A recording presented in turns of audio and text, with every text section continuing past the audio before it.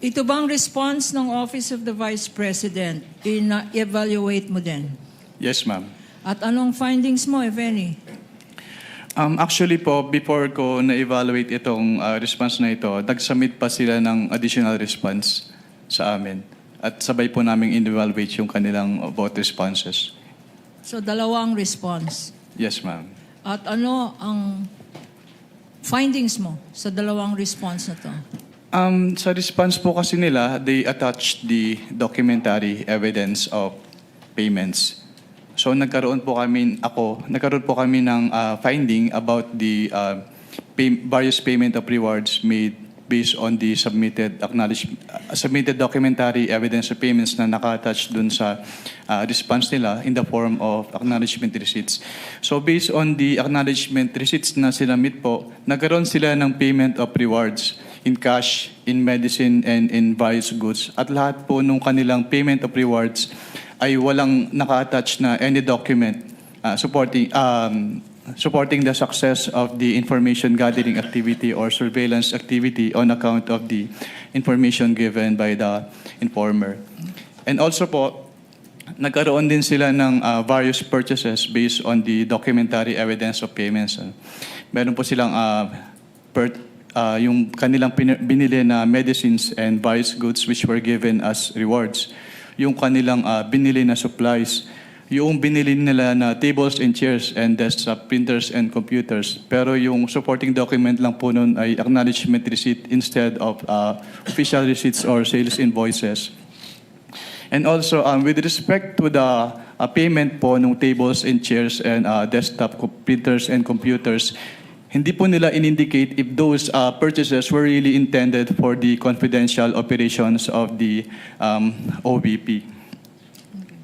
Sa joint circular na sinabi mong guidelines para sa liquidation report ng Office of the Vice President,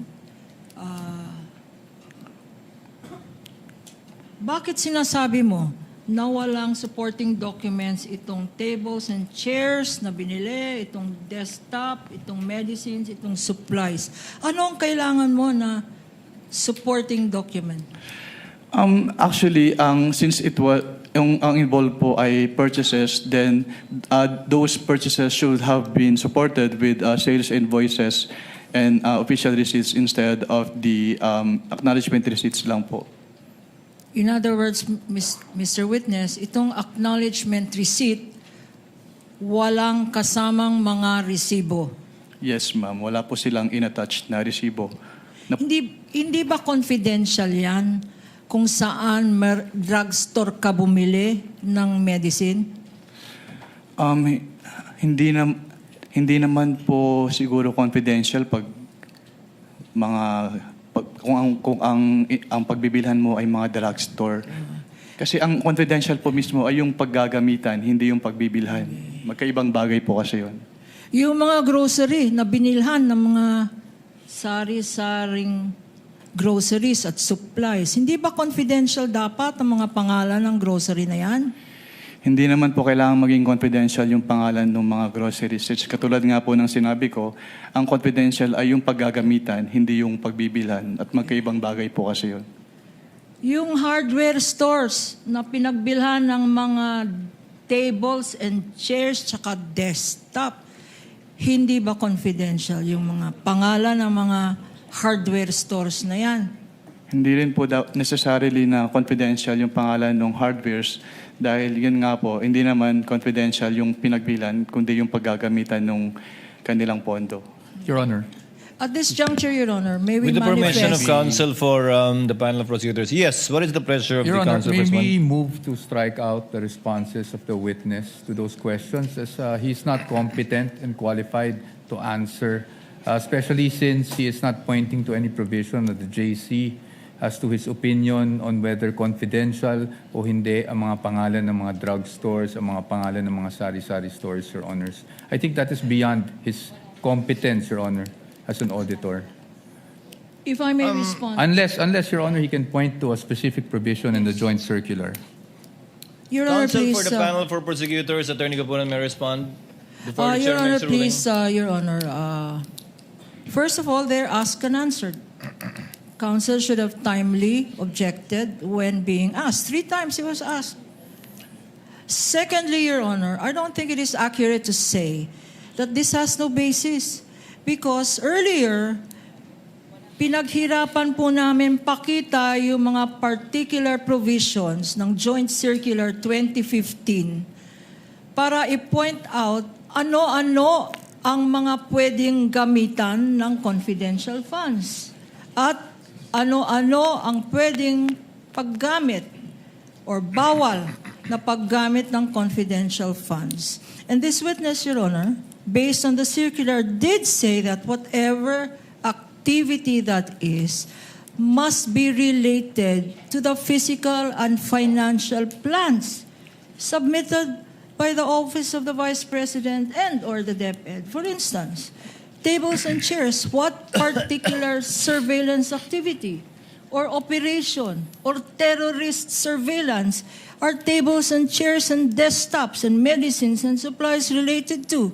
The payment of rewards, Your Honor. Again, this witness cited the particular provision of the Joint Circular that says the payment of reward should not stop there. It should point, Your Honor, according to the Joint Circular, it should point to particular documents that would show or point to that activity by which the rewards were deserved, Your Honor.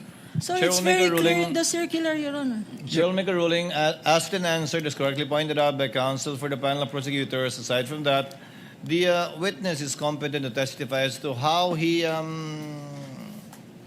evaluated the submissions and the response letters given by the Office of the Vice President in relation to the AOMC issued that were all based on JMC number 15-01.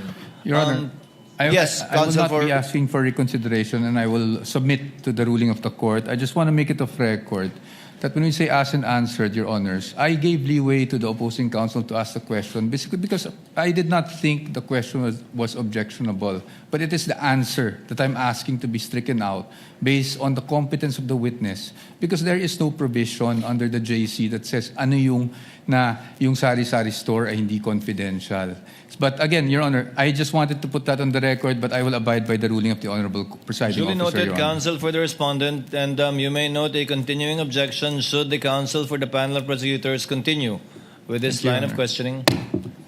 Attorney Thank you, Kapunan, Your you may Honor. proceed. Thank you, Your Honor. At this juncture, Your Honor, may we manifest for the record that in accordance with our request for stipulation, we had presented for stipulation to counsel for the respondent 845 acknowledgement receipts, Your Honor, that would show recipients of the various amounts mentioned in relation to disbursement of confidential funds, their names, what they were spent for, and the dates of receipts, Your Honor. Sadly, counsel for the respondent has refused, despite this being common exhibits for the prosecution and defense, Your Honor, counsel has refused to stipulate.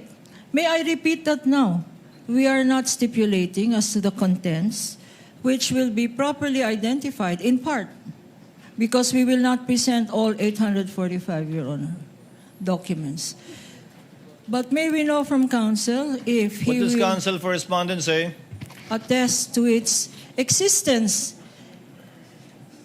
and that these were documents they themselves, Your Honor, submitted to the COA ICFAO by way of their liquidation. These are their very own documents by way of liquidation to the confidential funds, which were allotted and spent by the Office of the Vice President and the DepEd. But for the meantime, for the Office of the Vice President, Your Honor, these Attorney po? very same documents are what they submitted to the COA ICFAO, Your Honor.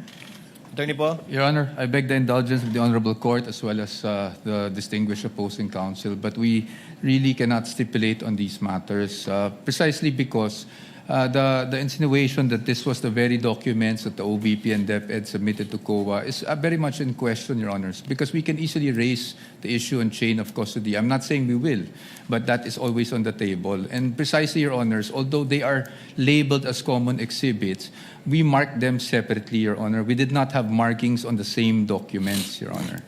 And that is our position. But again, I beg the indulgence and the patience, Your Honor, of the distinguished opposing counsel and the Honorable Court.